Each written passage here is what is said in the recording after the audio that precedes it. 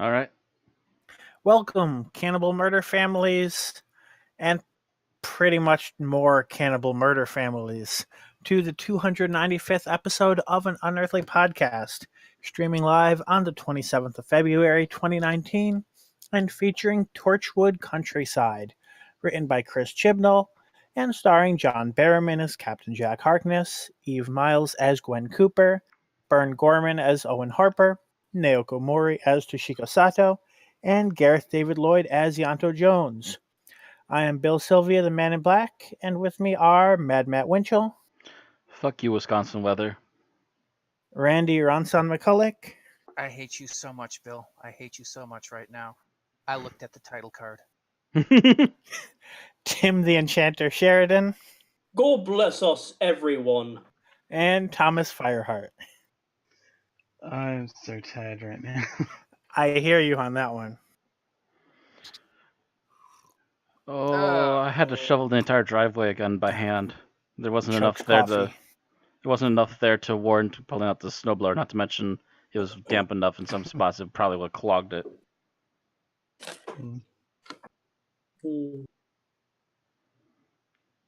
Yeah, I had to take an extra 3-hour nap today because I did that. So it was snowing all day today? No, it was snowing yesterday. It was Snowing, snowing okay. all evening into early this morning. Yeah. I had to pick up Aaron at 2 a.m. yesterday. They hadn't plowed.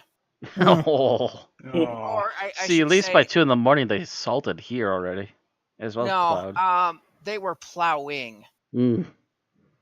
And of course, you're not on any of the popular roads. I basically pulled in behind a snowplow on the belt line and just was like, okay, I'll go 30 miles an hour as long as it's a stable 30 miles an hour. Yep, just hit cruise control on this one. Yeah, here pretty much, except for maybe Main Street and the road in front of the hospital, once about 10, 11 p.m. hits, they don't really give a damn until about 6 a.m. And it just sits there in between then. Yeah, that was kind of the issue, is it snowed at weird hours.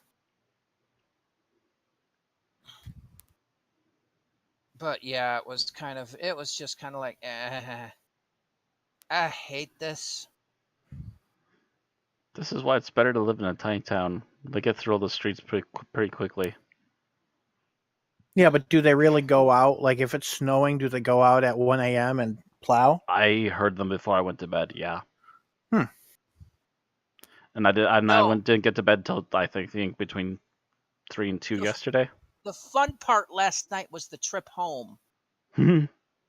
It started sleeting. Oh, so you're running on pebbles. No. It was basically sleet that froze to the windshield of my car. Oh, even better yet. It partially melted and refroze. Great. Yeah. It got so bad, we had to pull the car over and scrape the windshield after driving it for half an hour. Because I ran out of windshield wiper fluid. I need to get some of that, but since I think I need an oil change, I'm just going to see if they can do it for me. Oh, my family's doing splendidly right now, too, by the way. My mother took off today because she was sick, because she's coming down with something. She's got an infection of some kind, so she's going on meds. And my father apparently last night slipped and fell, gashed his hand, landed on his hip and his elbow, and is just all kinds of stiff fun. I fell over on ice about a week or two ago, and my knee is still stiff, and it's just like, you can stop anytime now. All the driving I've been doing has been hell on my bad knee. I'm sure, yeah, you have to squeeze in there an extra amount of times and sit there. No, it's being held in that same damn position. Yeah, for driving, you have to keep holding it and pushing it down on that pedal and everything else. Nope, it's my left knee. It's that's the one I took the half gainer down the stairs and landed on. A decade ago. Joy. Yeah, it just doesn't like being in that locked position while my other foot's moving around and doing shit. And then suddenly it starts stiffening. and then I'll get out of the car, at the end of the trip, and my knee just goes pop, and I'm like, oh, somebody shoot me. Cut off my leg, please, Well, apparently my ankle just got stiff in support of your knee. Stop. So, on tonight's show, on that note... We're all getting old. Stop Yep. it. Yes, on the Geritol Talk Show Hour... Sure, what is a prune juice? We have news, birthdays. We have lost stories, unfortunately. We have a review of Shame from Bill. And we have soup today. And we have our episode summary, our review, and our ratings. So let's take it off the bat here and go to birthdays, of which we have 3. Mm-hmm. The 24th of February is the birthday of David Gooderson, who played Davros in Destiny of the Daleks, also kind of known as Replacement Davros. Yep, Davros number 2. The guy who could still barely fit the mask. Yep, as the guy that was filled in between Michael Wisher and Terry Malloy. Ah. Who's touching the microphone? He turned 78. Then on the 26th of February, we have 2 birthdays. One is Ingrid Oliver, who plays Osgood, or Zygon Osgood, from 2013 to 2015, and she turned 42. The next is Tony Selby, who played Sabalon Glitz from 1986 to 1987 in 2 different serials. He turned 81. Kind of a non-companion companion. Basically. I think he might have... Did he ever do a little bit Big Finish? I can't remember if he did Big Finish, but I know he's still doing TV. So that is all our birthdays. And from there, we go to our lost stories. An Unearthly Podcast regretfully announces the death of Graham Curry. Graham was a writer who wrote the 1988 serial The Happiness Patrol, a story that has direct parallels to Margaret Thatcher's era as Prime Minister. Graham would later go on to write for EastEnders and The Bill. Graham died on Sunday, the 24th of February, following a long illness. He was 54. I could not find any further information on Graham Curry, and I looked. I could not find a proper obit. I'm like, seriously? The family probably wants to keep it hush-hush until they officially put him away, I assume. Well, generally the obit comes out between the death and the funeral. At some point, yeah. Because then, it's usually services for this will be held on, Anyway, from there, we're going to our contests and auctions section, for which we have a couple of pieces of news. Mostly for UK listeners. Yep. UK charity Comic Relief is offering a chance for one lucky Doctor Who fan to have breakfast with Jodie Whittaker and Mandip Gill on the set of Doctor Who. UK residents interested in entering can apply at prizeathon.comicrelief.com. The fee for entry is £10. Lucky. Also, the Doctor Who Appreciation Society, or the DWAS, is auctioning off prints of artwork by Alistair Pearson, used in the Titan script books from the 1990s. The prints are from The Abominable Snowmen with Patrick Troughton, The Damons with John Pertwee, and The Talents of Wang Chiang with Tom Baker. Only one print of each is being auctioned online, with an additional print being auctioned at the next DWAS event in April 2019. People interested can check the DWAS eBay site. And yeah, I'm looking at the art, and I really like it. I'm guessing the next one will be a Davison. I have no idea. I have no idea what the Alistair Pearson stuff. What all he did. Actually, according to the article, he apparently did art for the books in the 90s. Yeah. So it would all be classic Who stuff. Yes, I know, but I don't know if he ever did farther than the first 3, or depends upon what they put him on. I assume. I simply don't know. Yeah. It depends on what they put him on, so maybe there will be more eventually. We'll just see. But it also probably depends upon how popular these sales go for. Mm-hmm. Well, either way, there's going to be one more. I was just speculating on what that next one would be. I Well, it could be the first Doctor since he's missing. Or, yeah, it could go the other way and pick up Peter Davidson. All right, so that brings us to books. Phantom Publishing has released an autobiography of John Levine, who played Sergeant Benton in the Unit era. The book talks about his life prior to Doctor Who, where apparently he was self-taught to be an actor. It also talks about his life after Who, as a private detective, as an international event organizer, and aspiring Hollywood star. Wow. I didn't say successful Hollywood star. Yeah, but there's still a lot of holy shit stuff in there. Yeah. We lose Bill. I don't know. Cool. Bill? Bill. Bill. Silence. I would call that a yes. Oh, come back, Bill. Anyway. Where was he at? The autobiography is co-written by Michael Seeley and available only in hardcover from Phantom Publishing's website for £19.99 UK only at this point. Oh, Whether that they make sucks. it Yeah, I hope it comes stateside. I wouldn't mind picking that up. We don't know yet. It's too new.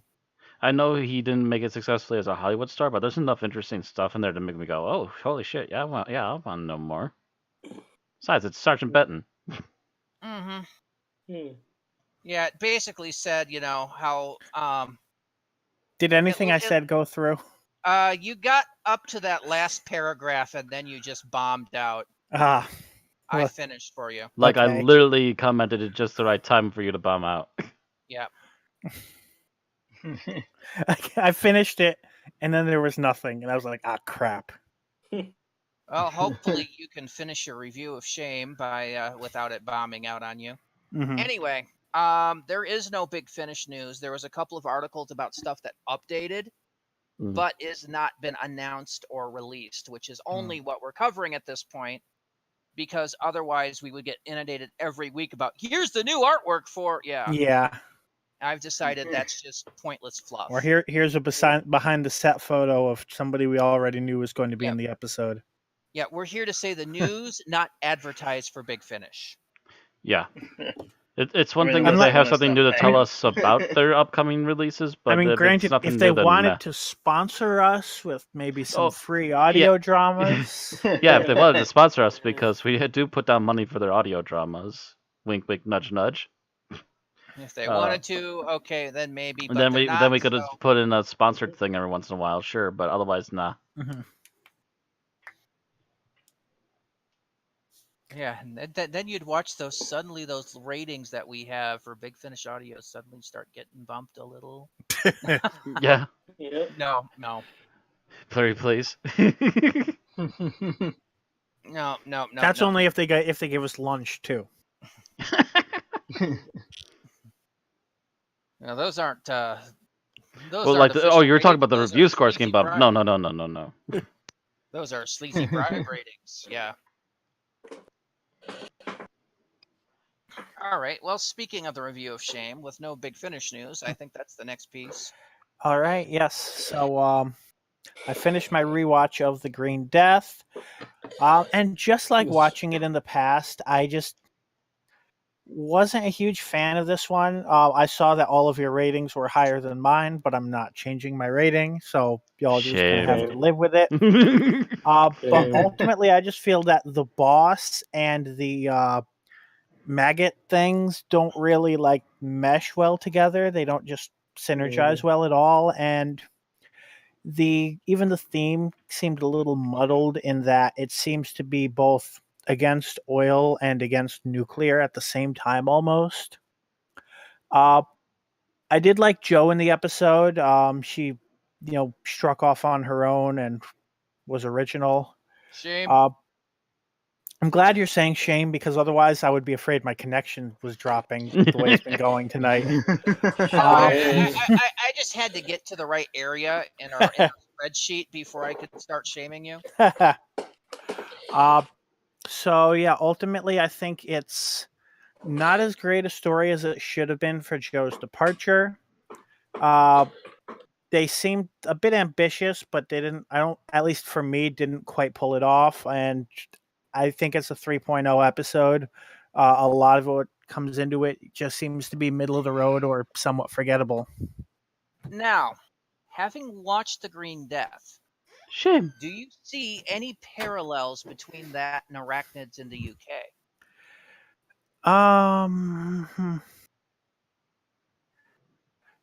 More, yeah. Actually, having rewatched that, and I do definitely see it has a relation to the origins of both of the monsters. The endings obviously are very different. Mm-hmm. Yeah, Shame. I never said anything about that. I just remember Right. you made a comment on how ludicrous the origin of the monsters was in Arachnids in the UK.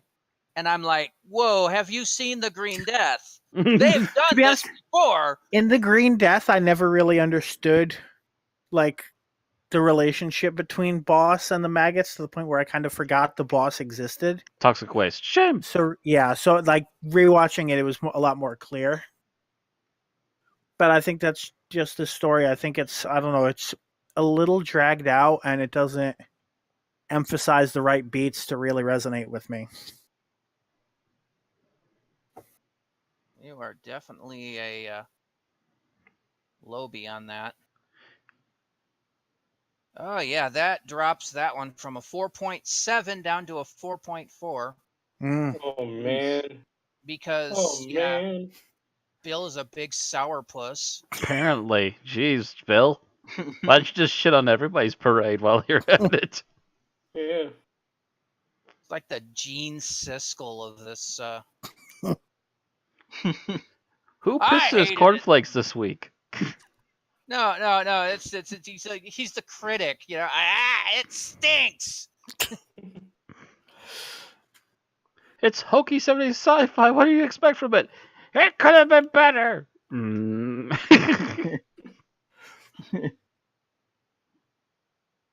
So we're gonna see a big plunge in that one. Even more shame. Shame. Let's see. It was at number 17. It will be dropping to somewhere in the 40s, thanks to Bill. Oh, my.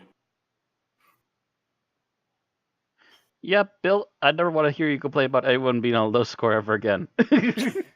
Don't even try. I don't complain about it. I usually just acknowledge it because usually, a lot of the time, it's me, and I'm completely aware of that. If it's the 10th Doctor, it's Aaron, and once in a while, it's Randy. For the low scorer. Once in a while. I mean, yeah, I'm the low scorer for Journey to the Center of the TARDIS. But we all agree that episode is sheer, utter crap. Well, I remember when I was tracking it more closely, there were a few seasons where, like, it would be like you would be the low scorer by like half a point for a few weeks, and then it would be me by the same amount for a few weeks. Yeah, there's a difference being a low scorer by half a point and being a good 1.5 below everybody else. I thought there were some 4s on there, no? Let me check. Okay, there was a 4, so a full point below everybody else. The scores for the Green Death, just to remind everybody, was Matt gave it a 5, Tim gave it a 5, Aaron gave it a 4.5, Thomas gave it a 4.0, who had been the low scorer, and now Bill's given it a 3.0. Making him the Scrooge. Captain Negativity. We'll have to see if his Scrooge mentality continues to tonight. It looks like some of my reviews of Shame did not get registered. Some of them may be on the master, and some of them may be on the seasonal. It depends, I think, sometimes on my mood. You need to get those organized. Yeah. But this should have gone through to the master. Yeah. Yeah, Fury from the Deep and Inferno were recorded on the master. Oh, okay. I may change that in the future. It's just that was a technical thing. It's kind of hard for me to remember where I placed the late marker. I think it depends on whether you were supposed to be in that episode or not. Mm. And for these, you were supposed to be in that episode and weren't. So Mm-hmm. I need to just go back and change that. Later, though, not going to spend 15 minutes doing that while you all Right. sit idle. I always have to Okay. start making our own fun for the rest of this stream, and you're not gonna like that. Oh, no. No. So anybody see any movies or anything this I've week? seen jack crap. Nah. I still haven't had a chance to catch up on my movie reviews as I of yet wanna because go the see weather a has been movie. suck. Mm-hmm. Yeah, that's kind of been my issue. Is we get like one good day, It's just And like, then oh, either I it's can maybe get snowing something done now soon, and all of a or sudden it's everything goes to hell. subarctic. It's Did either anybody see the Oscars that wants to give a commentary? I did not. I deliberately did I not. gave watch them the Oscars a Yeah, decade ago. yeah. Fuck the Oscars. I mean, Bunch of like, paid for only thing- shills.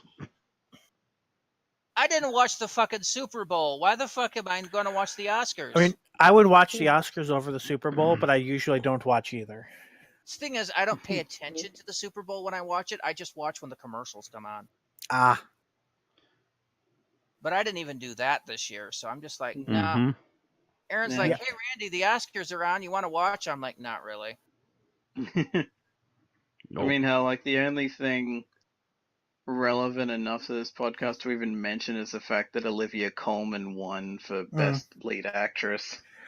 I find it relevant that Spider-Man won for Best Animated Movie, but Nah, I still haven't gotten to that yet either. hmm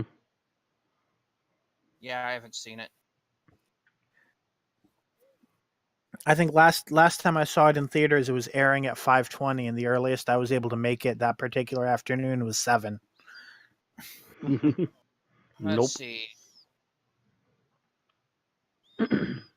I'm looking. Olivia Colman from The Favorite.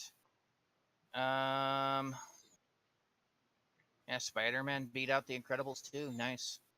And Ralph Breaks the Internet. Dang. Black Panther won for Best Costume Design. Oh, I didn't realize that. Yeah. Which makes it the superhero movie that actually fucking deserved that kind of an award, considering Suicide Squad got like what? Like Black Panther won for Best creature Music effects or Original something? Score.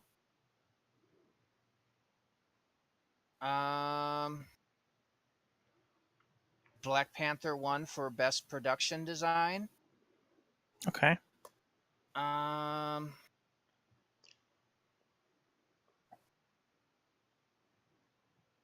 Yeah. I'm kind of wondering what parts of it go under production design. Not that I don't think it deserves it, but it seems rather vague compared to the I would other assume like categories. set sets. decoration. Yeah.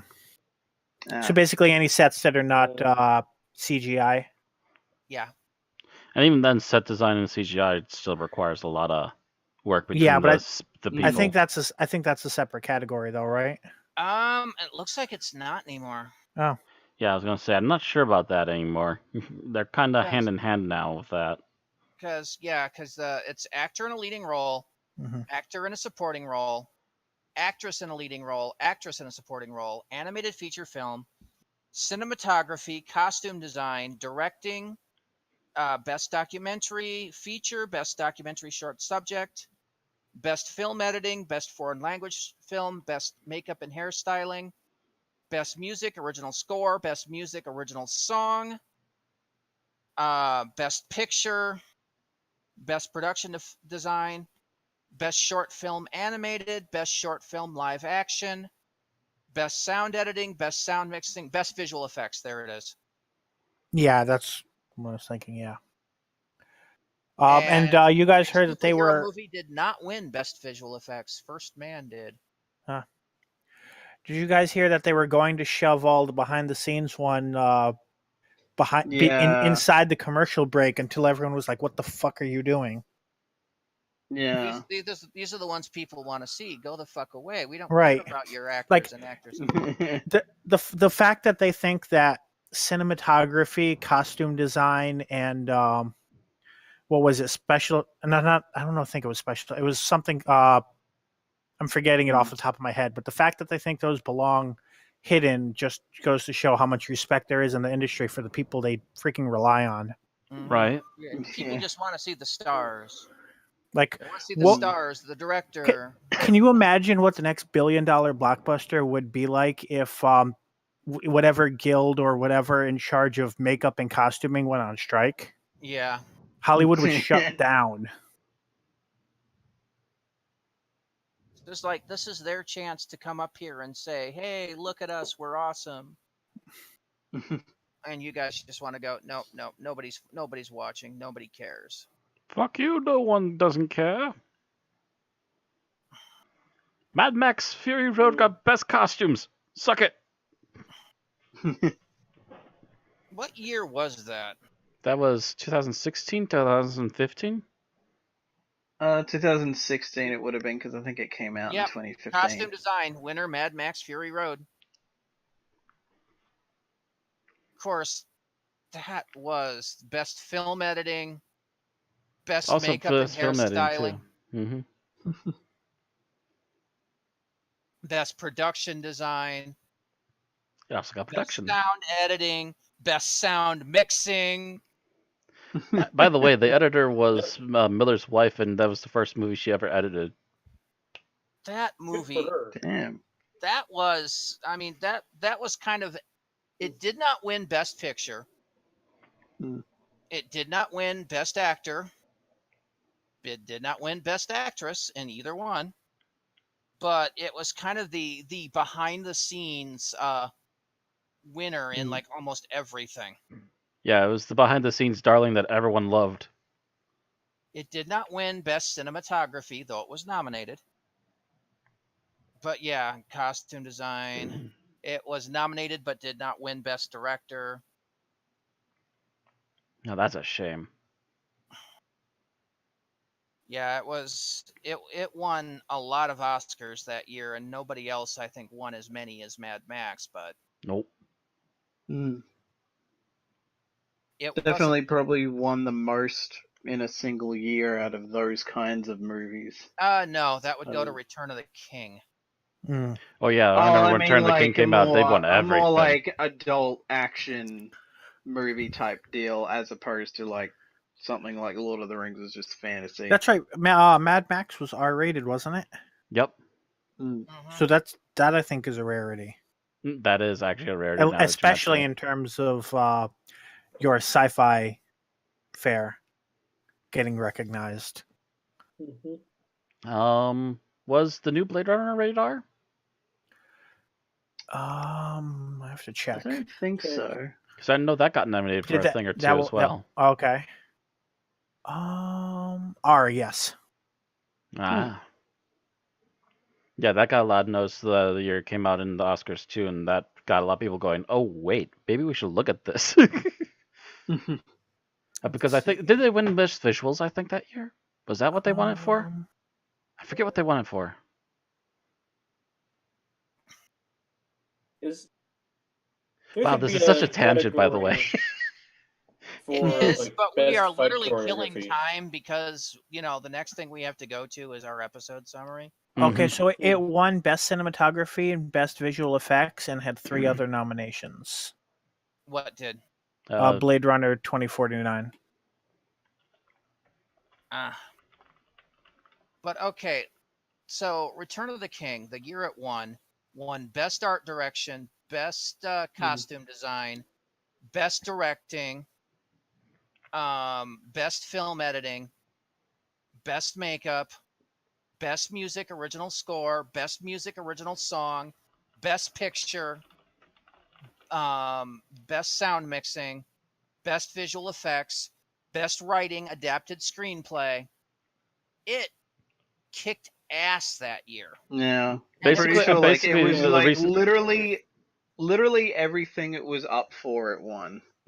Yeah, and I It's think also the reason one of for the- that though is because they technically, while it all went to Return of the King, they were technically wrapping it in the overall Lord of the Rings trilogy. It had gotten Fellowship had gotten nominated for a couple of things, but didn't win. Yeah, Two Towers won like 6. I could be wrong. It got nominated for 6 at least. I don't know. I can't remember how many. But yeah, it won. Return of the King they just went, okay, yeah, this is the end of a trilogy. Just give it everything. Which was a big deal because fantasy just didn't usually get recognized for like Like, best at all, picture yeah. anyway. Yeah, And it's funny because that geek movies would win one thing. Okay, yeah, so like Two Towers was nominated for art direction, did not win. It was. Did it have any more? Was nominated for film editing, did not win. Was nominated for best picture, did not win. Was nominated for sound, did not win. Was nominated for sound editing and won. Was nominated for visual effects and won. And that was it. So Two Towers got 2 of them. Yep. Got it. It got. It was like 6 Oscars it was nominated for. It took 2. Fellowship was nominated for Best Actor, Ian McKellen, in a supporting role, did not win. How the fuck did that happen? Best Art Direction did not win. Moulin Rouge did. Yeah. I can kind of see that. Best Cinematography, it won. It was nominated for Best Costume Design. It did not win. Moulin Rouge won. It was nominated for Best Directing. It did not win. Ron Howard did with A Beautiful Mind. Okay, I can understand that one. Was nominated for Best Film Editing. It did not win. Black Hawk Down did. I can see that too a little bit, I guess. It was nominated for Best Makeup and won. Woo. It was nominated for Best Original Score and won. It was nominated for Best Original Song and did not win. Monsters, Inc. won that one. Disney, of course. It was nominated for Best Picture, did not win. A Beautiful Mind did. Roll the eyes. Yeah, I guess I can see that. Was nominated for Best Sound, did not win. Black Hawk Down did. It was nominated for Best Visual Effects and won. Yee. It was nominated for Best Screenplay based on previously produced material. Did not win. A Beautiful Mind did. Oh. Okay. Yeah, it was like nominated for apparently won 4 things out of 13 nominations. So it's like, holy shit. And then 2 years later, Return of the King just stomped. Which it's kind of interesting watching the behind the scenes stuff because Peter Jackson's like, all I give a shit about is that the behind the scenes stuff wins. Because like he cared about them being recognized more than him, more so. He was like, if we don't get Best Picture or any crap like that, I don't care so long as the visual effects people get their just desserts. Production design and like he wanted those people to get. Because anything, I'll be damned if they didn't pour their hearts onto all 3 of those movies. They deserve all the nominations they could. There's a reason Weta Workshop is like a massive deal now. By the way, Weta Workshop worked on the Krampus movie. I still love that movie. By the way, the Return of the King was also just barely beating out Harry Potter, the first Harry Potter movie, when it went to the Oscars. Because that was nominated for a bunch of the same stuff. And that was like the good couple of Harry Potter movies before they lost their director. Yeah. Oh, wow. Yeah.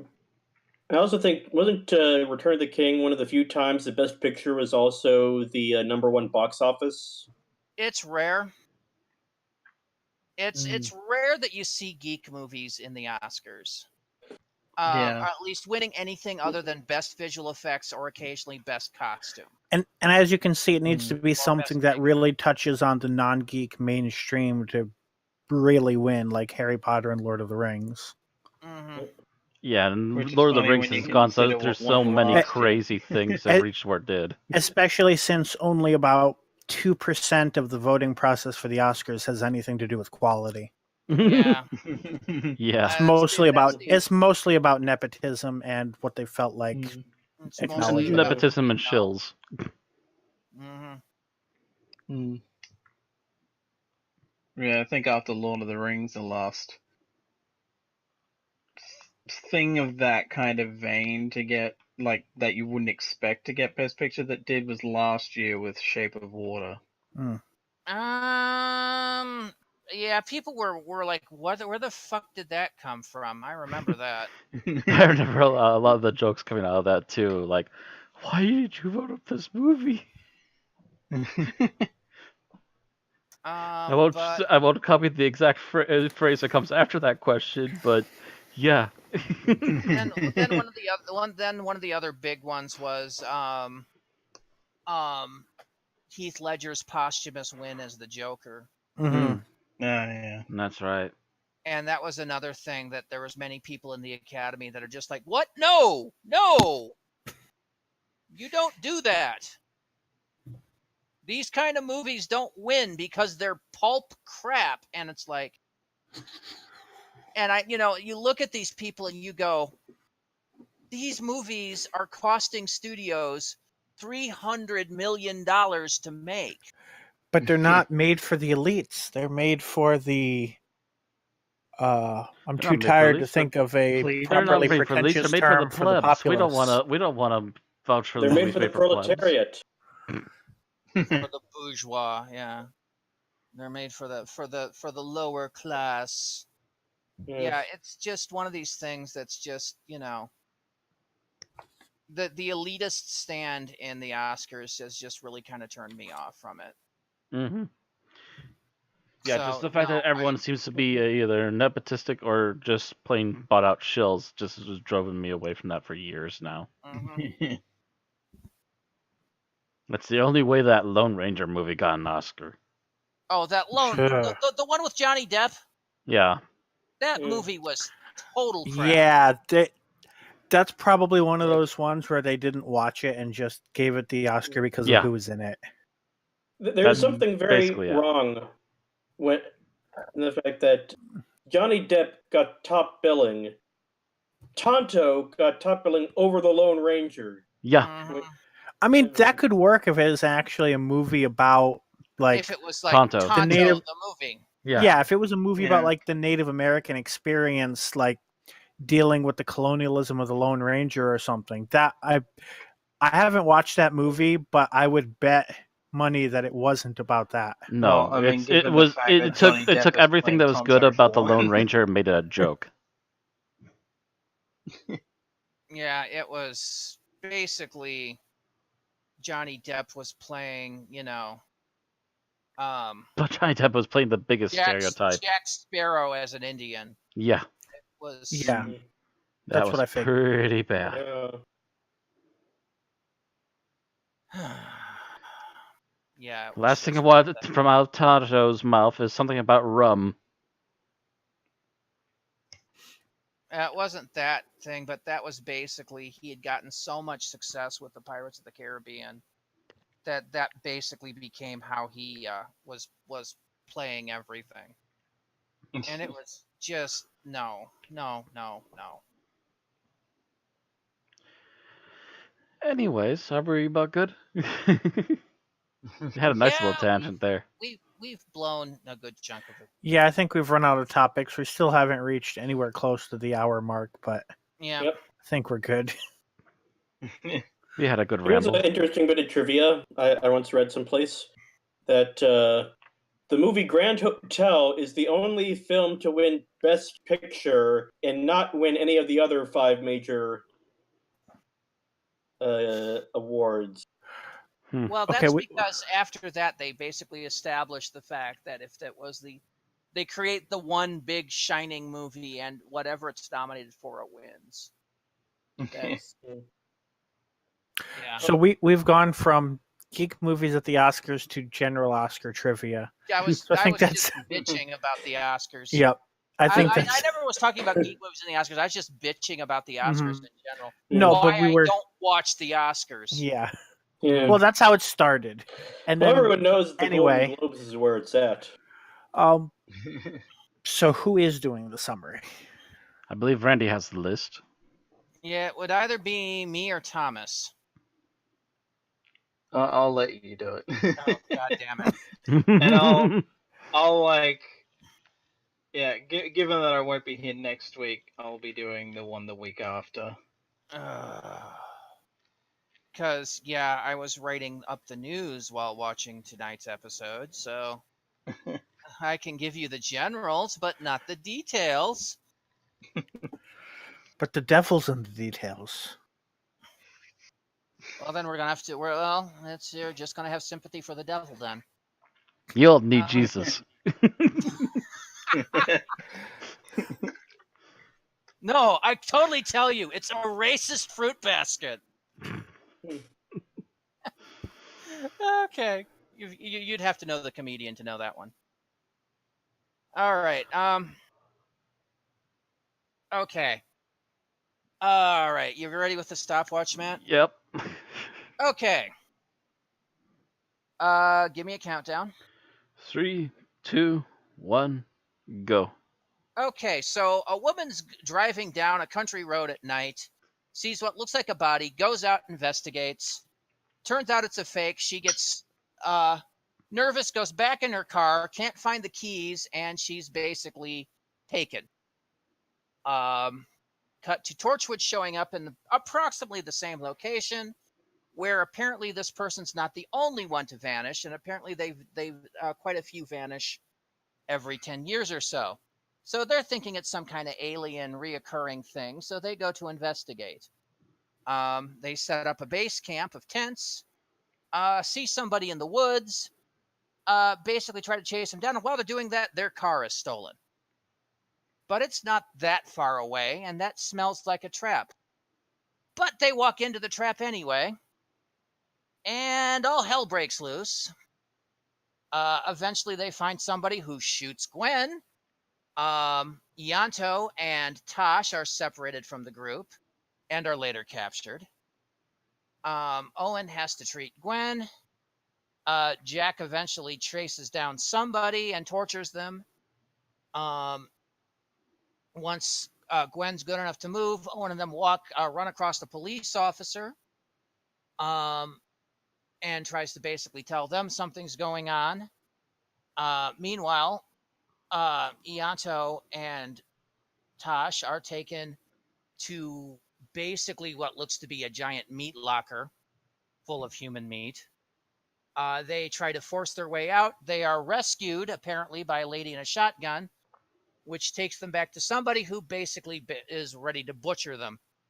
Tosh manages to escape, and the chase that looks like every serial killer movie ever occurs. But Tosh is eventually run down and is about to be killed when Owen basically shows up, turns a gun on him, forces him away, and is getting ready to basically make an arrest when the cop pulls the gun on Owen, because apparently he's the killer's cousin. Gwen draws her gun on the cop, but unfortunately it's kind of a Mexican standoff until Gwen eventually gives up.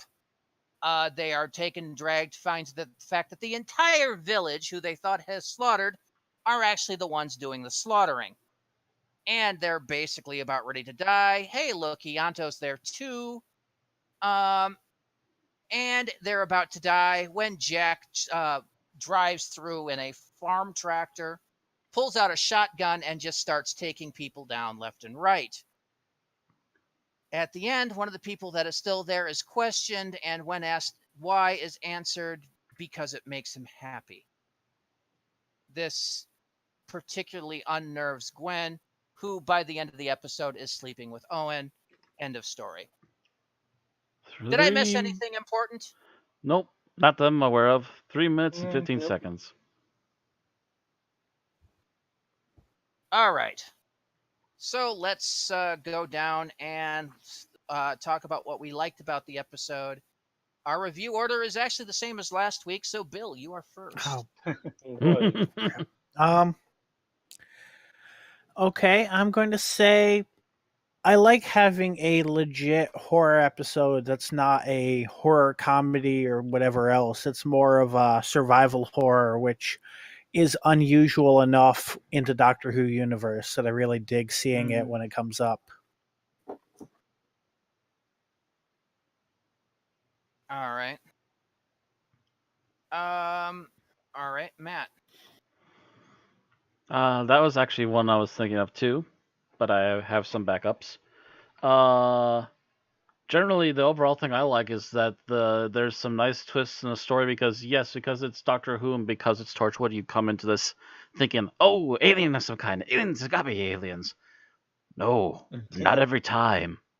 Some of the most sinister things on the Earth don't come from space.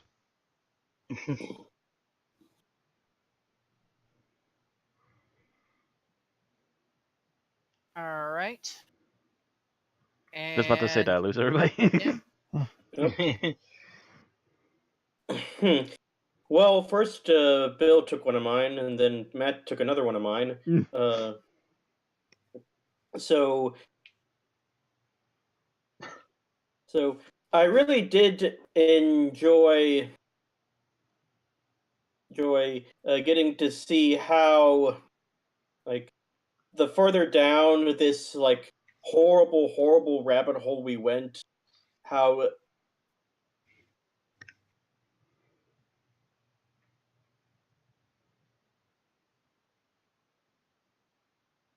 Still there? was there more, Tim?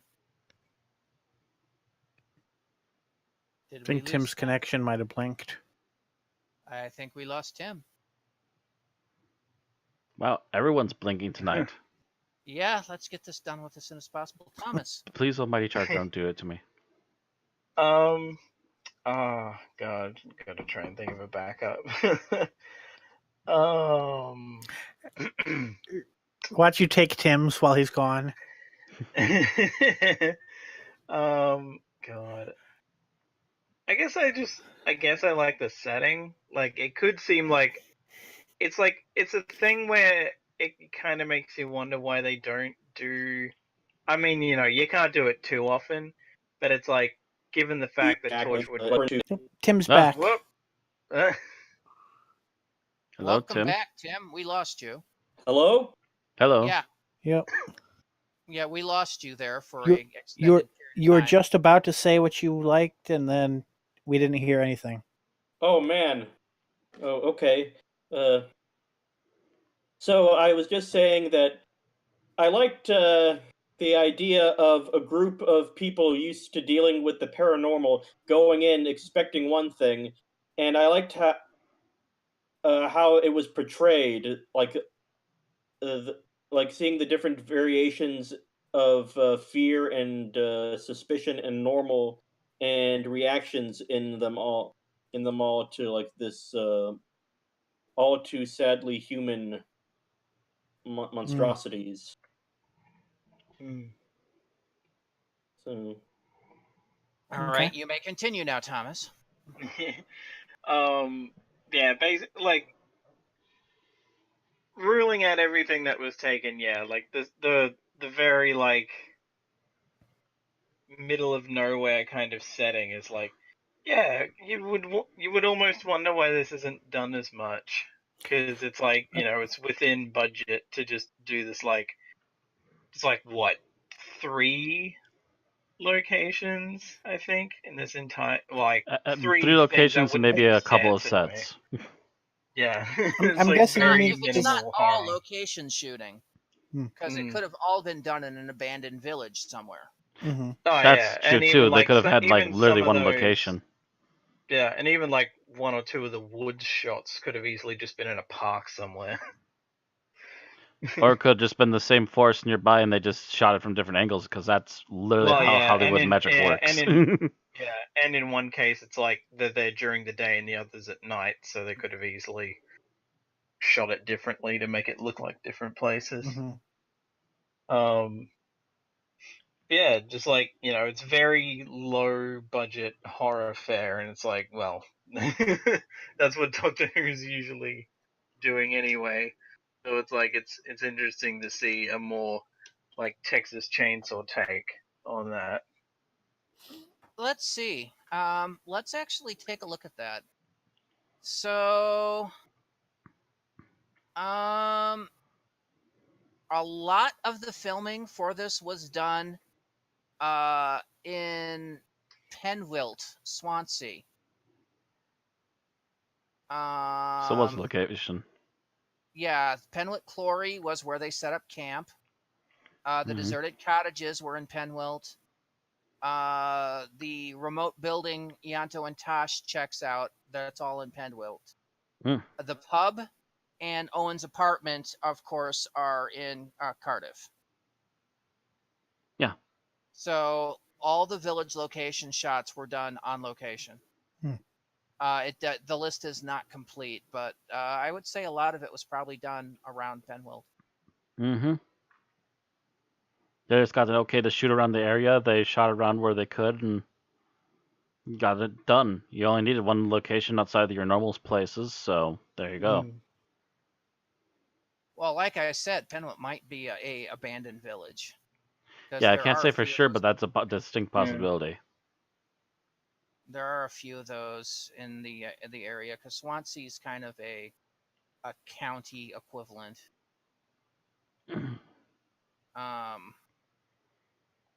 Trying to figure out where Penwilt is, but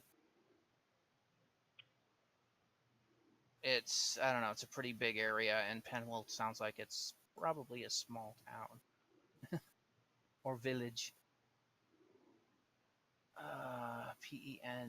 I hate Welsh.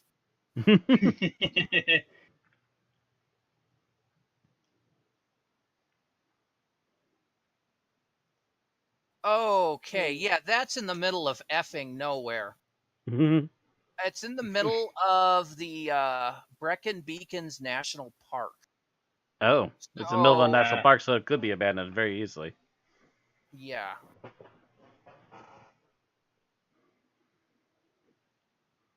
Oh, yeah, there is. It looks like it's an old abandoned quarry. So there was a village that was attached to the quarry, and that's all been abandoned. Which is why the quarry was overgrown and looked like a almost natural plainier area for them to build camp.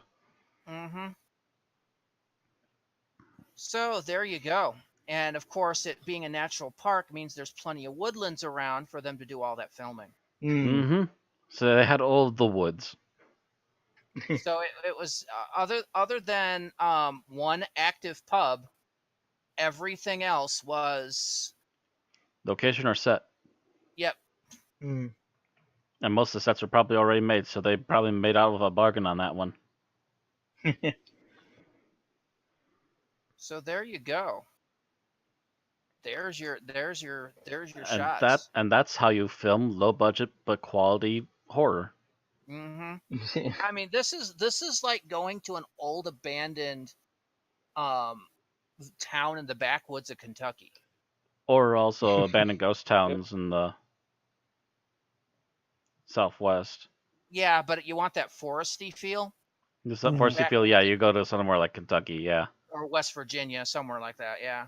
Or some really off the beaten road area in Wisconsin. Oh, yeah, that too. Ass end of nowhere, Wisconsin. Even more ass end of nowhere than where you live, Matt. Yep, I know there's more deeper places than this. Oh, yeah. Oh, I can name a couple. Ever go to Berlin, Wisconsin? Blink, you'll miss it. Yeah. That's I come. You got to remember, I come from a village in Wisconsin. The population's 139, and I know places in the state smaller than that. I think Kokoski's almost got you there, and that's our neighboring town. I know where my mother went to went to school, Fenimore. There is a town just southeast of there called Stitzer. That's like a virtual nowhere. Mhm. And there's a few of Instead of those a in nude that. siren, they just play on the road to nowhere. Yeah, well, they're like these tiny little unincorporated villages that are like, 2 roads meet and there's like 16 towns. The fun part is, this is not the only place. There's these kind of places in like Colorado too, and I remember breaking down in one of them. See, that sounds like the start of a cannibal horror movie right there. Yep. Yes, it does. I can tell you, I was freaking freaked. Broke I'll down all the tell- way I'll- out I'll there, tell- huh? I'll tell you the story real quick. We were on our way to a wedding in Steamboat Springs, Colorado. My mother decides to drive out there to save money, and we are driving up the Colorado Rockies in a 1986 Plymouth Horizon. So what happens is they're not built for high altitude driving. Not at all, ladies and gentlemen. So we get up the mountain, and it proceeds to do this thing called vapor lock. I had never heard it before, and I didn't know what happened until we got to the mechanic. But it's where a fuel line or other pipe has the interruption of flow, causing the liquid to vaporize. So suddenly we weren't getting any gas, any power, and we're in this town in the middle of nowhere, halfway, up the Rockies. That consisted of a bar. That was it. We had to wait in this bar for 3 hours until we could get a tow truck to Walden, Colorado, where we basically wound up having to spend the night because, we had to wait there an additional time until we could get a friend of ours to drive us the rest of the way to Steamboat Springs. Yeah. Not the best vacation ever. I can't even find the town that we froze up in on the map. I'm looking on Google Maps, following our route and going, where the frick did we die out? I can't find it. See, at least Mayberry is on a map. It might have been Rustic, Colorado. That's actually the name. Yeah, no. I can already Alright. hear a banjo playing. Is that where everybody dies of dysentery? Apparently. All right, so I really liked the atmosphere of this episode. It was creepy, freaky throughout, and it kept you hanging with the suspense, the horror. It was just well done. It's reminiscent of things like The Village, only good. Reminiscent of a lot of horror slasher films that you're just like, oh my god, you're watching these. You can't kill these people off. They're the main characters. What are you doing? We can try. Could you just imagine a scene where someone like kills Jack and eats his liver, and then he just wakes up like that wasn't very nice. Actually, yeah, I like was literally waiting. recreate I was Psycho waiting. and someone eats his liver. I was waiting for that. And wouldn't that be Silence of the Lambs, Matt? Eating your liver. Eat the liver with fava beans? Well, that didn't even happen on screen. That was just a mention. Yeah. The fava beans and a nice Chianti. Yep. All right. So that's what I liked. So what do we dislike about the episode, Bill? So I'm gonna say it felt kind of like the plot was a little too simple at times, where sometimes it just felt like they were padding it out and it needed more to be happening. which I think it seemed at least at parts like they were intentionally sacrificing density for atmosphere, but I still think it could have used a bit more going on. Okay. So Matt, how about you? I remember this being a thing, and I cringed and now remember it. The hammered relationship between Gwen and Owen. That was mine too. That's the yeah. one part about this. It started in Cyberwoman, which is another Chibnall. Yeah, that did happen a little bit sooner, but Worst this was where they freaking started just hitting on it hard. Yeah, and it's just like, Yeah. no. Yeah. It's like, why would anybody be attracted to Owen? Because he is such a dick. Well, I think the way this ends is Yep. it makes it clear, like, it's not about being attracted, it's just that there's that connection that's lacking anywhere else, the no one else to go to factor. Yeah, it's still just, It still doesn't feel right. yeah, it doesn't. Mm. It felt forced. It felt wrong. It felt dirty. Yeah. Frequently felt dirty. Well, I think yeah. it was supposed to. Yeah, I know, but it It still doesn't make it any better.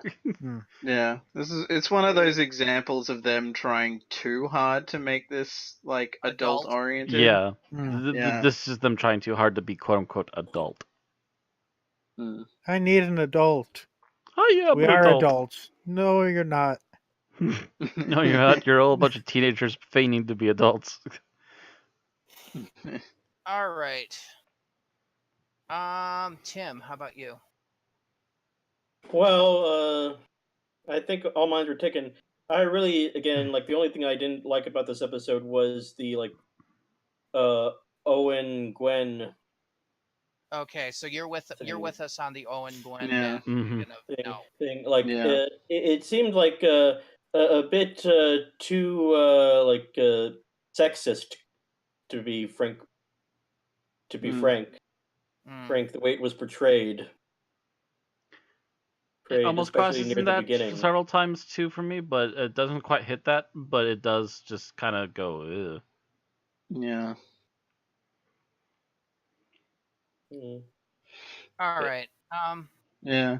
I'm pretty much just going to be zeroing in specifically on Owen because fuck me, this bugs me so much because Ghost Machine kind of gives that setup where he's like he has to witness this woman have this horrible shit happen to her and whatever. It's like I forget if it's that she gets like raped before she gets killed, but she like generally gets like tortured and killed. And I'm thinking, okay, whatever creepy rapist shit that he had going is probably gonna go away. Because he basically does rape two people in the first episode, even though they try to play it for laughs.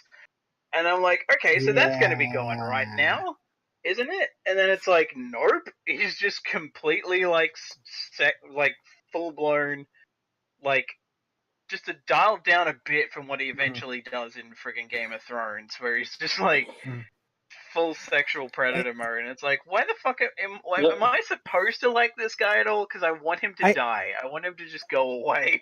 I will say the one saving grace on that front is while he is an irredeemable asshole 90% of the time, when he has an actual injured woman in his care, he's all business and not like molesting her like she's clearly afraid it's going to happen. Yeah. Yeah, at And least she's he clearly knows where expecting he needs to be. Right. Yeah.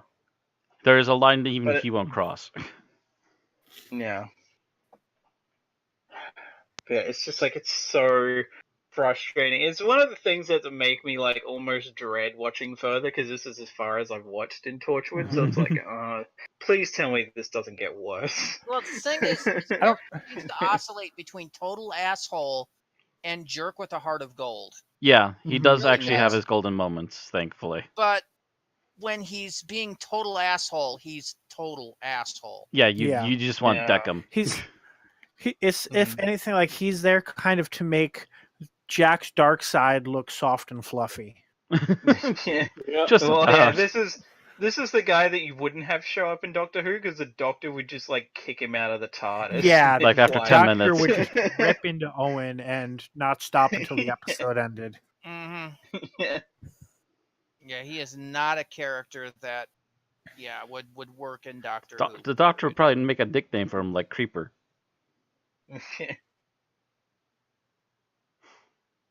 Yeah, I don't know if Chibnall knew how much of an asshole he was that he made him, but yeah, Well, it's not just Chibnall, because this is going on for several episodes, so... Yeah, but no, but he Chibnall was probably- the functional showrunner of well, Torchwood. no, he wasn't at this point. He was in season 2. He was in But season it's 2, yeah. the episodes he wrote that seems to have Some of the worst of it. at his worst. Yeah. Because you had because okay, let's take a look at this. Let's break down season 1. Just give me a moment. Open up the list of episodes. Okay, so everything changes. He's kind of a douche. He's a big douche. That And one's drugs Russell 2 T. people. Yes, and date rapes 2 people. Yeah. Then you've got day 1 where he's kind of neutral, more of just a crotchety dick, but you know, that's Chibnall. Then you've got Ghost Machine, where he has that heart of gold moment. And then you've got Cyberwoman, where he's basically making out with Gwen while they're being stalked by the Cyberwoman. Then you got Small Worlds, which I don't remember him playing a huge role in. Then you've got this one where he's back to being total asshole. Let's see. Did Chibnall do anything up until End of Days? No. So again, I think he's minor charactered throughout like the rest of this season, because I don't remember him playing huge roles in much of this, other than the ongoing relationship with Gwen, which he will, spoiler alert, eventually break off. And then of course, major spoiler alert. Season 2, he dies and then comes back from the dead. God. That'll be right. Yeah, he's a zombie for a season. Fucking Yeah, he's a zombie for like half a season. John was a but So zombie. there's at part least about one that is- episode focused on like the depression of undeadness. So again, gave him a heart gold episode. For that, but whatever. Yeah, it is actually his undead form is kind of the redeeming moment for him, but yeah. Mm-hmm. Yeah, being undead is where he finally wakes the fuck up. Yep. Mm. Unfortunately, by that point, it's too late. Yep. Yeah. And then, of course, he's not in season 3 or season 4. Because by that point, Burton Garman had gone on to be in other things, such as Pacific Rim, Where we really like him. Game of Thrones. Don't watch Game of Thrones, so up to you guys. I'm trying to remember Yeah, that. like, Game horror of movie I Thrones. saw He him play, Game of Thrones. He, funnily enough, almost kind of plays opposite someone from this episode, in a way. Though I think he might have been. Oh no, he wasn't present for that. But yeah, he's like a subplot, so they could extend out a storyline. Yeah, subplot. I didn't recognize his character. He's basically Owen with like absolutely no redeeming qualities. No, I mean I've watched, that. I've watched 6 seasons of Game of Thrones. Yeah. It's like I see Burn Gorman as Carl Tanner. I'm like, who the fuck is Carl Tanner? Yeah. I mainly only remember it because of Torchwood, to be honest, because it's like, so Owen is basically what that character would be if he actually had a conscience of some kind. And then his character in Pacific Rim is like the complete opposite of anything he would play as Owen, yeah. Because he's the strict by the book guy. The strict by the book scientist guy, yeah. Mm-hmm. Yeah, that's right. It was Crimson Peak that I saw him in, but I don't remember what his character was like. Anyway. I can't remember if I've seen. Oh God, the picture they have for him for IMDb. He's apparently in some kind of period drama. That might be Crimson Peak. Let me see. I think it might. Hard to tell because I really don't remember what he was like in that movie. That might have been from Jamestown, actually. Yeah, that makes more sense. Yeah. Yeah, he was apparently Nicholas Farlow in Jamestown. Looks like he might have played a musketeer at one point. Oh yeah, he was in The Expanse. That's right. Also, he was apparently in an Agatha Christie show.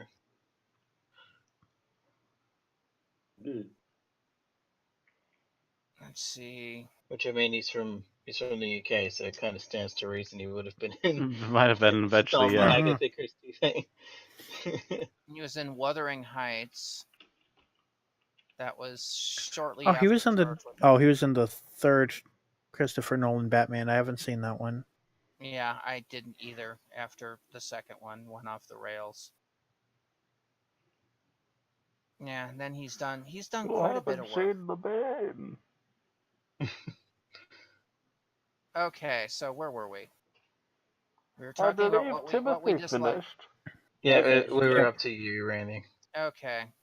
And yeah, I just latched on to Matt and Tim about, the whole Owen and Gwen situation seems so forced and so unnatural. We need to have drama. Bam, bam, bam. Yeah. Yeah, we need sexual tension.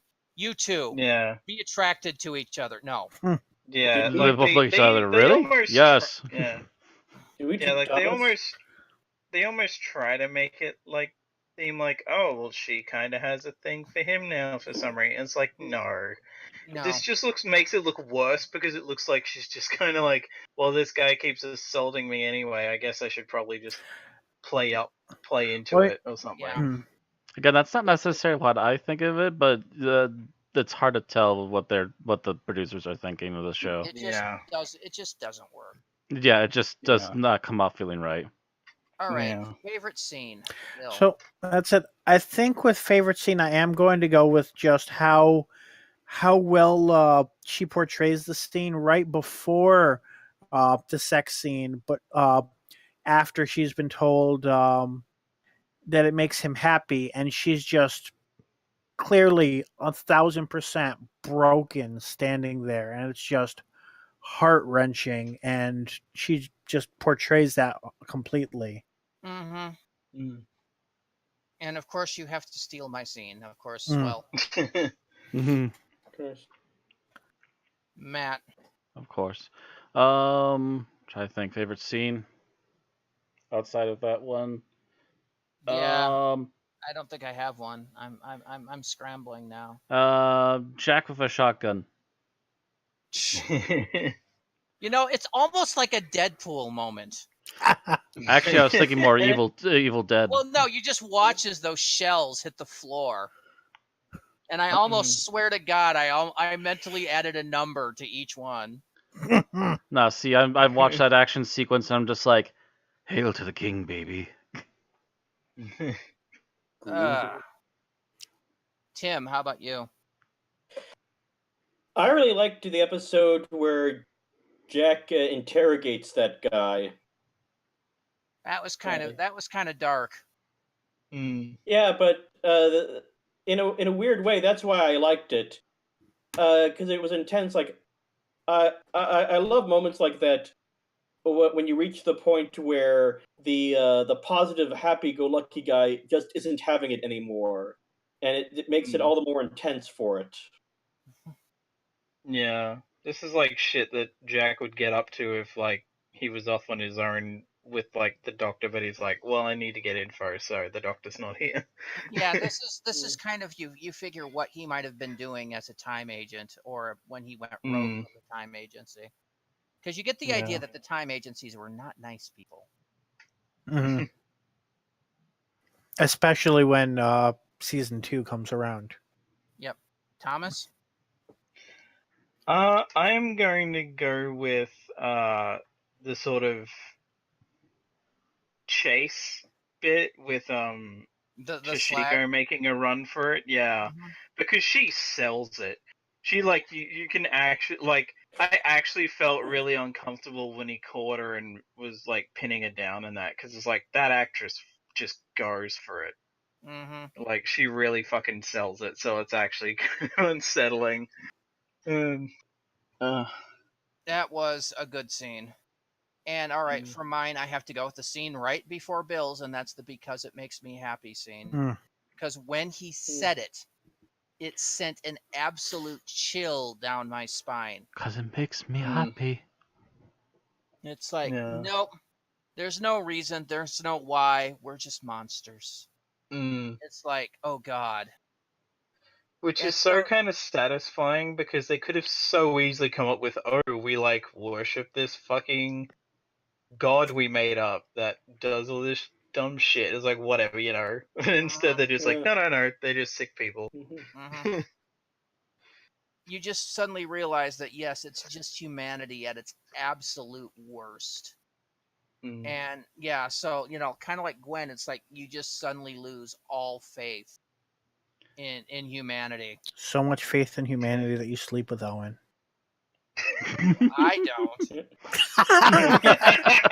I'm sorry. That as much as that would break me, I still wouldn't go to that asshole. Amuro from Gundam reads the script. Hayato? Who the hell would marry Hayato? Yeah, it's just He's basically the Owen of Gundam. that would be the kind of thing that would take me there, where afterwards I would basically be retreating to a dark place by myself, and probably would trust no one for weeks. Now, putting myself in Gwen's shoes, that might have me break up with Reese, just because I'm in such a bad place. But that wouldn't put me into Owen's arms. No. He's just way too much of an asshole.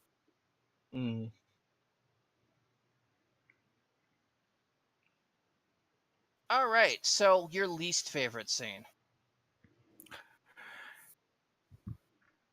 Bill, you're first. My least favorite scene.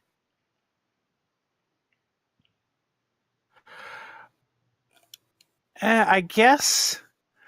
I mean, I don't want to just join in. I mean, I guess I kind of do want to join in on hating Owen, but the one where he's bitching about camping and he's like just being a prick Why about isn't there a hotel? I'm like, oh, really smart, Owen. Right, and I'm like, like, are you 5? Like, I'm sure you've been outside of air conditioning and, like you've been in the world, right? Like, you went to fucking med school. That's harder than camping. Yeah, at the same time, if you're a city boy, you don't like to camp. I guess that's just it. They're going a bit too hard on the city boy trope. Well, no, I mean, I can understand it being me, because I used to love camping as a kid. I can't go camping anymore because I can't, because there's no internet out there. Fuck that shit. Now, I would almost understand it if it was Yanto, because Yanto's like the pampered, preppy, like he doesn't go out in the field. You could see him, but you could see him being the person who's like, has no idea what to do outside of like the city and the office and business casual. I could see it be Tosh, because isn't she the computer expert? That's very true, actually. Yes, she is. Because, that's always my issue these days. It's like, I can't get internet. No. Yeah, actually, I could, but I mean, she does have internet. Run my ops out here. There's no internet. Yeah. She actually has, and actually, that's an unrealistic thing about this episode. Usually, when you're camping or you're in a rural area, there is no fucking cell service. Well, we're also dealing with. That was in the very opening of the episode. You see the person on the phone. It's like, yeah, I'm losing signal. Oh, well. Yeah, there's no fucking cell signal. Torchwood had perfect signal. Yeah, but don't Torchwood have like Torchwood I was about to phones? say, doesn't Torchwood have like super science stuff? tech? So there's a good explanation for that. Yeah. They have like alien tech in their phones. They've already unlocked the transdimensional roaming. Basically. So their phones fucking work everywhere. So maybe Tosh has transdimensional tethering. We don't know. Mm-hmm. Either way, there's ways to explain it. Just All that right, they didn't Matt. mention them. Matt, how about you? Least favorite scene? Yep. Oh gosh, Gwen just giving in to Owen at the end of the episode. Just that was the ultimate moment every time I watch this episode that makes me go, gah. Yeah. Yeah. And now you're cheating on You're cheating on best boy with creepy dumbass. Yeah. Yeah. Yeah. And That ain't now right. you are the weakest link. Goodbye. Yeah. I kind of lost faith in Gwen at that point. Yeah. Yeah, kind of. Tim, how about you? All right, my least favorite scene, I think, was Gwen and Owen failing the spot check. Note to Gwen and Owen: the local cop is always in on it. Mm-hmm. Unless the local cop is Simon Pegg. Unless that's one exception, and but- unless it's But also Simon Pegg Motel wasn't Hello. the local cop. He was transferred from out of town. That's Yes, the only but reason he but wasn't at in that on point, it. he became the local cop. And by the way, Hot Fuzz is the greatest movie ever. Do I love have Hot some- Fuzz. Yes. I might have to go watch that after this.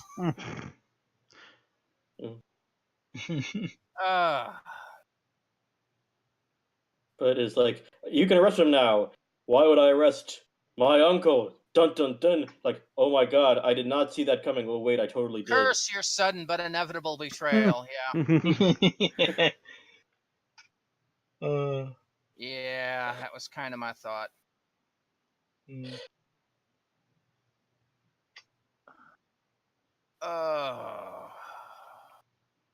So, Thomas, how about you?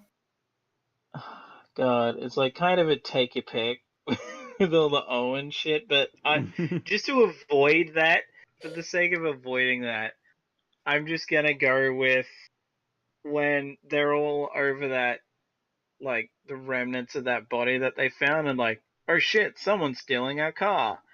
And they run after the car, and no one thinks, well, yeah, it's our car, but to prevent it being stolen, shouldn't we, like, shoot out the tires or something? You're all fucking, like, you fucking Torchwood, shoot out That's the one fucking thing I could tires. definitely see Jack have putting in, like, bulletproof tires. Well, yeah, that's, like, the only thing that, like, makes this more of a nitpick than, like, an outright issue. Although you'd is, think like, there'd be, they like, an could've- anti-theft system. Yeah, that's the other thing. It's like, Yeah, why you would've isn't pulled there... out a fob, pushed the button, the car would have just died. Right. Died, or As someone would have put out, paranoid- like Jack would have pulled out a device and just a couple pushes, the car would turn right back around to them.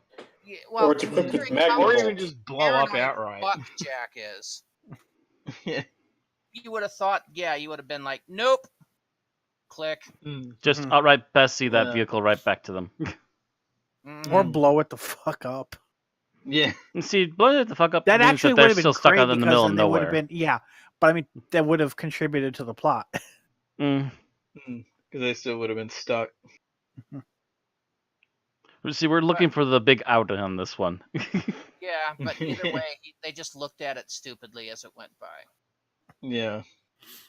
So, yeah, my least favorite scene is the Owen Gwen scene that happens early on with them in the trees. Yeah. Yeah. Oh, that was the other one too. Yeah. Yeah. That one's just, I'm like, no, because, God, Bleh. that's Like, that's just more reason why you don't go for Owen. Yeah. Like, it's almost fine to start with because she pins him up to the tree to start with, like, fuck you. But then he turns it around on her, and it's like they try to make it seem like she's actually kind of into it, and it's like, fucking hell. This isn't earned. Like, Nope. this... Yeah. No, it does not feel earned, and it feels extremely forced, and it continues to do so until they finally figure out to stop Although, it. yeah, the only time that she stops fighting him is when she realizes they're being watched by someone else. Correct. Yeah. it's still just kind of a what the fuck moment. And it's like, oh god. And for me it's like, oh god, you're continuing that storyline. No. Yeah.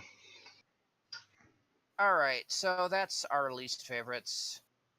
Down to our final thoughts. Bill? Okay.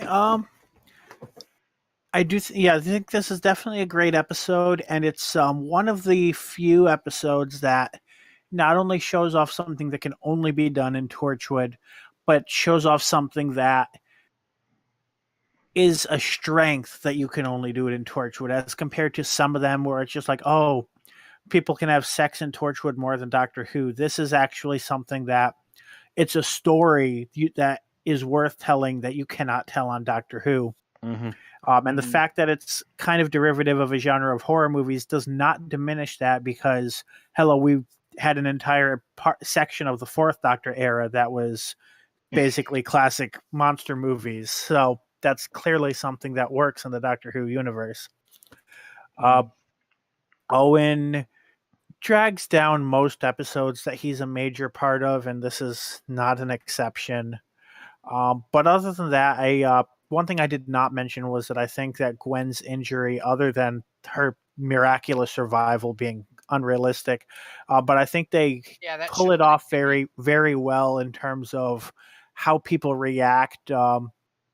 Although it relates to some plots that never go anywhere, like the whole part of of Jack not being sure if he's a parental figure or someone who's trying to sleep with Gwen, and this episode doesn't help that, but I still think the character interactions around Gwen's injury are the way that they would be, and it helps work on them. It's just kind of a shame that it shows Gwen's strength before she kind of just gives in and loses her strength at the end of the episode. So yeah, a unique episode, and I've been talking long enough. All right. I'm not going to argue that point. Matt. That was me. Yeah, you can wake up now. No, sorry. There's noises going on over when you're calling me out. So yes, there's the glaring issue of Gwen and Owen, and it's a thing that sadly started digging in really deep with this episode and kept going. But I really do think that the rest of the acting and the rest of the production outside of that helps to make up for it a lot. And much like Bill said, just because it can do slasher horror when nothing else in Doctor Who can, means that's actually something that Torchwood should actually follow on if it would ever continue. And something that they could continue to rely on every once in a while, but just don't over-rely on it as your go-to thing. Yeah. There's other stories you can still tell, but this is one of the few unique things you can pull out once, like, I would say at most once a season. All right. And you can use that as your ace in the hole, and that helps make this particularly a standout episode. Not even just the slasher tropes, but just the conclusion to everything as well. Just layers on top of one another really well. All right. Anything else? That's about it. Okay, Tim? I absolutely love horror, and I love it done well, and this is horror done well. The atmosphere, the characterizations was all good. And speaking of, I just wanted to have a mention. I don't know what it was, but in reference to Chibnall's other episode, Cyberwoman, someone must have learned a lesson, because I thought Yonto in this episode was 100 times better. Yes. Yeah, Yonto got a lot better after that episode. Whether it was the writing or the actor, the it's most likely the writing, because there's several writers trying to figure out characters at that point. But yeah, it was like a quantum leap, I think. So I just wanted to give a shout out to that. I think someone had a conversation going along the lines of, if Yonto stays the character he was in Cyberwoman, he really needs to be killed off and not stay on the show. Mhm. Of course, where they went with the character. Anyway, any more, Tim? No, that's basically my thoughts in a nutshell. All right, Thomas. Speaking of Cyberwoman, I do find it interesting, as I brought up last week after we finished. It is kind of amazing to me that Chibnall is responsible for what is regarded to be one of, at least, if not the worst Torchwood story, at least single episode anyway, I don't know about latest, of Torchwood, and one that is regarded probably to be the absolute best of Torchwood. Like, it just kind of, it's like, well, he's got something good in him, so he's not entirely without merit. Maybe Chibnall stick with horror. Mm-hmm. Yeah. It's actually kind of funny because this is like, so, yeah, like elephant in the room aside, like this is easily like I've only seen up to this episode in Torchwood total, but this is definitely the best one of what I've seen so far, and it wouldn't surprise me if this ended up being the best of like the first two series. Oh, trust yeah, me. like- Oh, trust me. If this is the best of the first two series, that makes it the best of Torchwood. Because after series 2, it's all downhill from there. The actually funny thing that I realized is if you take out the swearing and the sex stuff, this could actually kind of fit in pretty well with Philip Hinchcliffe era Doctor Who. Like, it would not be that far out there. I think you'd have to take out because it makes me happy. Which would be wrong. Probably. I mean, like this would have been the episode that got Hinchcliffe fired, basically. Regardless, like, no matter how you The do kids it, have wedged themselves under the couches. You're fired. Yeah. But yeah, this is like that done now, and like, of course, it's almost kind of funny because if you wanted to make a sci-fi version of this, you could basically just do basically the same thing, but take the androgam from the two doctors and put them here. No. Androgam? Nah. But yeah, No. yeah. Not enough I'm to saying, I'm not saying you would, but I'm just saying, Although- like, it's almost kind of a good thing it didn't That go. probably would have made a better Androgam episode than the one we got. Yeah, maybe. True. True. Yeah, like, this, as people have said, this is kind of like the good stuff about, like, it's actually kind of funny because this is the perfect episode if you want to watch Torchwood. This is honestly, considering how isolated this is, this is like the perfect episode you show someone to see whether they're gonna like Torchwood or not, because it has the best example of, okay, this is for adults, but also the worst. It's like some of the worst examples of, okay, we're trying to make this We're totally for adults. adults. Yeah.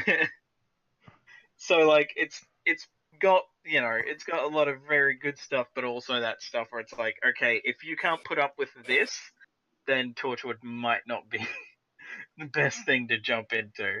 Torchwood might not yeah, be like- for you. Yeah. Yeah, that's all I've got. All right. So, this is the episode that sold me on Torchwood when I saw it. Because if you look back at the previous episodes, you had an okay first episode, the crap one with the sex alien, fairly good episode, and then Cyberwoman. Blah. And then you got to this, and this episode, all in all, creeped me out. I watched this But episode. not in the same way as the sex alien, at least not the whole Not- time. It didn't squick me. There's a difference between squick and creep. This creeped me out. The sex alien squicked me out. There's a difference. Mm. Because I'm watching this one all the way, and it's just like, oh my god, oh my god, oh my god. And then he says that in the end, and you're just like, ugh. Now, you have to remember that when these were originally coming out, I had to download these and watch them at about 1 a.m. after my D&D game, in the dark, in my bedroom. Yeah, I believe none of these were actually airing in America not until like almost 5 years later. More like 3 years, but yeah. I was gonna say 3 to 5. Torchwood, I think, took a while. Doctor Who was like a year and a half later because they had the license on Sci-Fi. They But had for a while, and then they dropped it, and someone else tried picking up, and they dropped and it then too. BBC And then BBC America got eventually it. got all of it. But yeah. Mm. But so yeah, I had to get these by bootlegs and watch them. So you can imagine watching this episode at 1, 2 in the morning in the dark in your bedroom and going, Little Randy just going, yeah, and pulling the sheets over his head. wasn't quite that bad, but yeah, it was the shiver creeps. And this episode has always given me those shiver creeps. Actually, you know what just- I compare this episode to? I compare this to the first Friday the 13th movie if you didn't have a single clue what the Friday the 13th movies were about. And that was part of it. I mean, the first time I was watching this, I'm like, okay, so they're doing a slasher movie. These people can't die. They're the main characters. And, you know, Although a tortured character. We're going to Dark Shadows this bitch. Although, after Cyberwoman, I kind of would not have been surprised if they killed Yonto in this episode. But no, he didn't prove himself. But you know, it's the episode just completely creeped me out. Yes, you have the Gwen and Owen thing, but honestly, that's a season-wide subplot which I just didn't like. It's a season-wide subplot that a lot of people just didn't like. Mm-hmm. And thankfully they dropped it after this season, I think. For the most part, at least. I actually partially blame the executive producers for that shit. But for what Chibnall gave us, which is this haunting stalker, you know, countryside. I mean, you could imagine, like I said, this taking place in rural Kentucky or West Virginia, and you've almost got Deliverance, you know? Yeah, like I've also compared this to Motel Hell, which is also very apt because that's also a cannibal movie, technically speaking. Mm-hmm. Well, yeah, Deliverance isn't, but I was going to say Deliverance with 100% more cannibalism. Yeah. Mm-hmm. Either way, this episode just creeped me out, and it was just like, oh my god, this is perfect, and I love it for that. So the direction is unbelievably good. I can tell you, watching this on a HD TV with some of those playback features does make it look cheesier. But I say the same thing about the first Thor movie. There's just something about the way it's about the way it's shot and the way they light it and everything. Yeah, it's the way the Ultra HD respools certain things that makes it look like amateur hour at the high school drama department. To be honest, you almost get that feel depending upon what you're looking at from the BBC. Anyway, it's not their fault. It's just the art of it, how they used to do things over there. No, this is because I remember watching this originally on my computer, and the scene I remember being tense as hell, but it loses something when it goes to the Ultra HD translation. And the same thing goes with Thor, because we had that same problem. It's like, this was supposed to be exciting.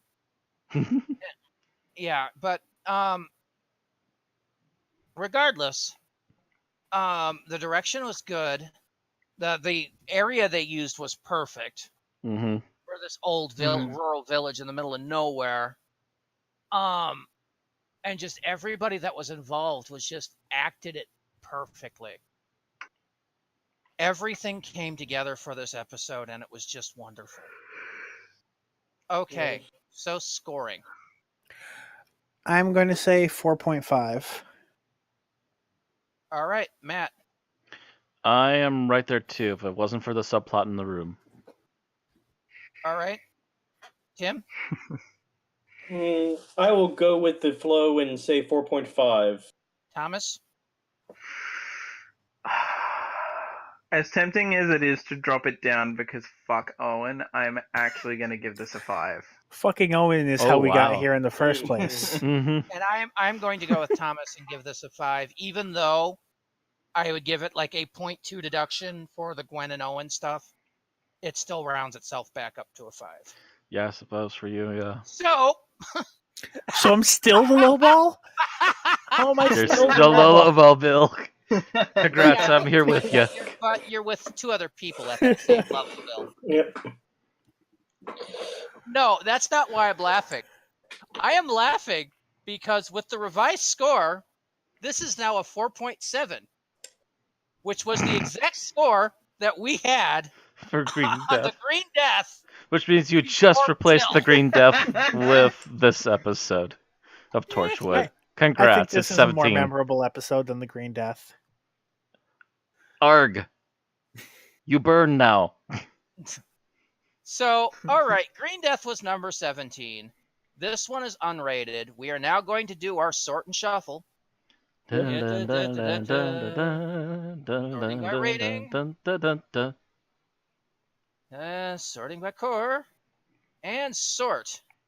Green Death was number 17, which is now Torchwood Countryside. Literally replaced it. Literally replaced it. The Green Death has moved down to number 43. So there we go. Slow golf 17 clap. out of 284 things reviewed. It is on par with... Oh my god, that is just too good.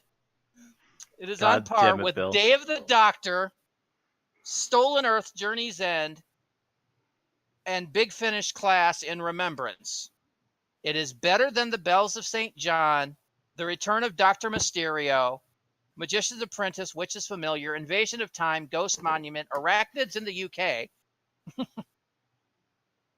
Talons of Wang Chiang, Seeds of Death, but not as good as Dalek, Genesis of the Daleks, Empty Child, Dr. Dances, Time Heist, Robots of Death, Dark Water, Death in Heaven, The Armageddon Factor, and School Reunion. So there we go. 17 out of 284. That's all we have to say about Countryside. Whew. All right, Bill. Earth Bill. Did we lose him? Hello, Bill. Bill? Matt. All right, I guess I'll take over since Bill's not here. So thank you all very much for watching. I hope you all enjoyed. If you want to catch Am I here? us... My connection was dying. Hello. I was just about to do the title card because we were waiting for you and you weren't talking. Are you here now, Bill? Bill? No, Bill? we lost him. We lost him again. So anyways, if you all like us, don't like the show, don't forget you can catch the VODs on YouTube at Unearthly Podcast. You can catch us on live stream on Twitch at Unearthly Podcast. And you can find updates from us on Twitter at Unearthly Pod, on Facebook at Unearthly Podcast.